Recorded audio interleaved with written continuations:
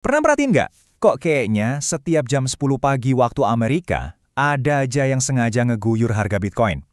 Para trader retail bahkan sampai punya julukan khusus, The 10 AM Slam. Pertanyaannya, ini beneran konspirasi besar atau cuma cara kerja mesin Wall Street yang selama ini kita nggak ngerti? Oke, kita bakal bongkar misteri ini bareng-bareng. Nah, kalau kalian emang trader, pasti udah ngerasain sendiri kan pahitnya. Lagi enak-enak ngopi pagi, lihat chart langsung merah menyala pas pasar Amerika baru aja buka. Polanya ini terlalu sering terjadi buat dianggap kebetulan. Jadi, ada apa sih sebenarnya di jam-jam krusial itu? Dan di setiap misteri pasti ada the usual suspect-nya kan? Nah, di forum-forum online, di grup-grup trading, semua jari kayaknya nunjuk ke satu nama yang sama, Jane Street. Ini firma trading raksasa yang dituduh sengaja neken harga buat cari untung. Tapi beneran segampang itu ceritanya? Oke, ayo kita bedah pelan-pelan. Kita mulai dari ngeliat apa yang sebenarnya terjadi di lapangan. Ini bukan halusinasi para trader loh, ini fenomena nyata yang datanya ada dan secara konsisten bikin rugi banyak trader yang nggak siap. Gini nih urutannya, hampir kayak tarian yang diulang-ulang setiap hari. Pasar Amerika buka, dan tiba-tiba jebret, banjir order jual raksasa ngehantam market. Penurunannya cepet banget, seringkali nembus support penting, yang akhirnya nge-trigger stop loss dan likuidasi massal. Anehnya, sekitar sejam kemudian, tekanan jual itu hilang gitu aja, seolah nggak pernah ada, dan harga mulai naik lagi. Pola yang sangat presisi. Sekarang, ayo kita investigasi si tersangka utama, Jane Street. Apa benar mereka ini penjahat super di pasar kripto? Atau jangan-jangan mereka cuma dikambing hitamkan buat nutupin mekanisme pasar yang jauh lebih gede dan rumit? Buat jawab itu, kita harus ngerti dulu cara mereka cari duit. Nah, para analis institusional nunjukin satu hal yang penting banget. Mereka bilang, nuduh Jane Street sengaja ngejatuhin harga Bitcoin itu ya nggak masuk akal sama sekali kalau kita lihat model bisnis mereka. Kenapa? Karena mereka itu bukan hedge fund yang pasang taruhan, harga bakal naik atau turun. Kuncinya ada di konsep ini, delta neutral. Gampangnya, bayangin Jane Street itu kayak bandar di kasino. Mereka nggak peduli kamu menang atau kalah. Mereka dapat untung dari setiap putaran permainan yang terjadi. Tujuan utama mereka itu cuma satu, jaga portofolio mereka biar tetap netral, nggak kena resiko kalau harga naik atau turun. Untungnya dari mana? Dari selisih harga jual beli yang tipis dan kecepatan eksekusi super kilat. Jadi, ini dia yang sebenarnya terjadi. Bisa kita lihat di 4 langkah ini. Ini bukan konspirasi, tapi lebih mirip reaksi berantai otomatis. Ceritanya gini, pas investor rame-rame jual ETF Bitcoin mereka, Jane Street sebagai AP itu wajib nampung dan beli. Akibatnya, mereka jadi punya posisi long Bitcoin yang gede banget, posisi yang nggak mereka mau. Nah, karena mereka harus balik ke posisi delta neutral secepatnya, algoritma mereka langsung otomatis jual Bitcoin beneran di pasar. Tekanan jual masif inilah yang kita rasakan sebagai the 10 AM Slam. Tapi cerita tadi baru lapisan kulitnya aja. Sekarang kita bakal nyelam lebih dalam buat ngelihat jeroannya, arsitektur tersembunyi, dan aturan main yang bikin fenomena ini bisa terjadi setiap hari. Ini soal sistem perpipaan di dunia keuangan itu sendiri. Nah, ini dia intinya. Ini bukan sekedar aktivitas hedging biasa. Ada semacam privilege, celah peraturan yang dikenal sebagai the gray window di bawah aturan SHO yang namanya Regulation HSO. Inilah yang ngasih para market maker ini kekuatan super. Coba deh, lihat perbandingannya di tabel ini. Kalau kita, trader biasa, mau short selling, kita harus cari barangnya dulu dan bayar biaya pinjam yang mahal.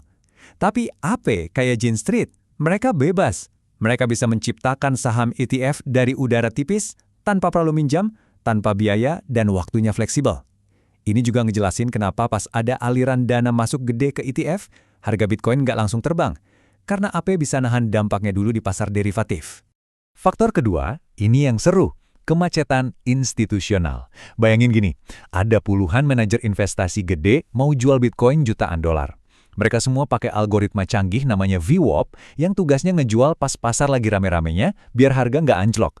Nah, pasar paling rame itu kapan? Ya jelas, sejam 2 jam pertama setelah pasar Amerika buka. Hasilnya, semua order jual raksasa itu dieksekusi di waktu yang hampir barengan. Kayak macet parah di jam pulang kantor, tapi isinya duit semua yang mau keluar, menciptakan dinding jual yang nahan harga.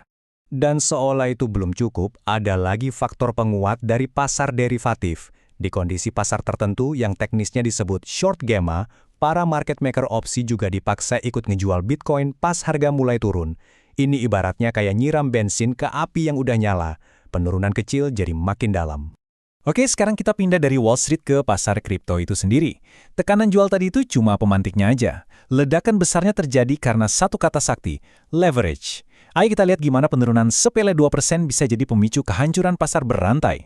Angka ini benar-benar gila. 3,21 miliar dolar, segitu banyak posisi leverage yang hangus cuma dalam waktu 60 detik pas crash Oktober 2025. Ini nunjukin betapa brutal dan cepatnya kehancuran bisa terjadi kalau pasar udah dipenuhi sama leverage.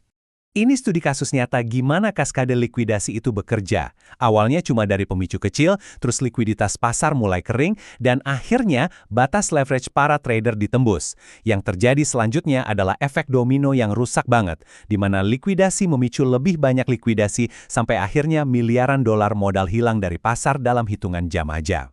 Ya, inilah dia definisi dari kaskade likuidasi, sebuah lingkaran setan yang ngasih makan dirinya sendiri. Harga turun dikit, paksa orang jual. Penjualan paksa bikin harga makin turun, yang maksa lebih banyak lagi orang buat jual. Gitu terus-terusan. Ini alasan utama kenapa pergerakan harga di kripto bisa ekstrim banget.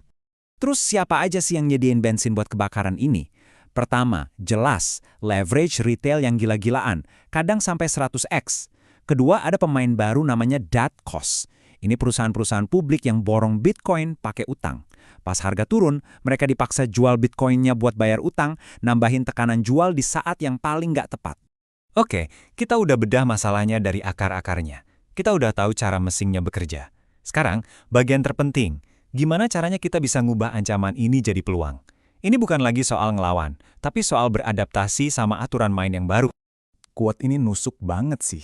Nyoba buat nebak-nebak dan ngelawan pergerakan algoritma Wall Street itu sama aja kayak bunuh diri pelan-pelan buat portofolio kita. Kalau kita nggak bisa ngalahin mereka, ya kita harus cari cara buat nebeng di gelombang yang mereka ciptain. Cara main lama udah nggak relevan. Kuncinya itu ada di cara kita mikir. Gimana kalau kita balikin? Daripada ngelihat penurunan jam 10 pagi itu sebagai serangan yang nakutin, gimana kalau kita lihat itu sebagai jadwal diskon harian? Sebuah jendela waktu yang bisa kita prediksi buat nyicil aset di harga yang lebih murah. Dan salah satu alat paling efektif buat manfaatin ini adalah grid trading. Anggap aja ini kayak kita pasang jaring ikan di bawah harga sekarang. Pas lem terjadi dan harga jatuh, jaring kita otomatis nangkep pembelian di harga diskon. Nanti pas harga udah pulih, botnya otomatis jualin lagi buat ambil untung. Semuanya jalan sendiri, tanpa emosi, tanpa panik. Dan ini bukan teori doang loh. Berdasarkan data historis, kita bisa kalibrasi strateginya. Kayak yang kalian lihat di tabel. Jarak rate-nya kita setel antara 1-3% buat nangkep goyangan harian itu. Kita siapin dana tunai sekitar 30% buat nyerok pas harga turun. Dan yang paling penting, selalu pasang stop loss buat jaring pengaman. Ini pendekatan sistematis buat memanen volatilitas, bukan nebak-nebak. Jadi, setelah kita bongkar semuanya, pertanyaan ini balik lagi ke kalian. Setelah ngerti gimana mesin ini bekerja, dari hedging delta neutral sampai macetnya algoritma VWAP, apakah 10 AM slam ini masih kelihatan kayak ancaman yang nakutin, atau justru jadwal diskon harian yang bisa kalian manfaatin? Jawabannya ada di tangan kalian, dan mungkin bahkan ngubah cara kalian lihat pasar selamanya.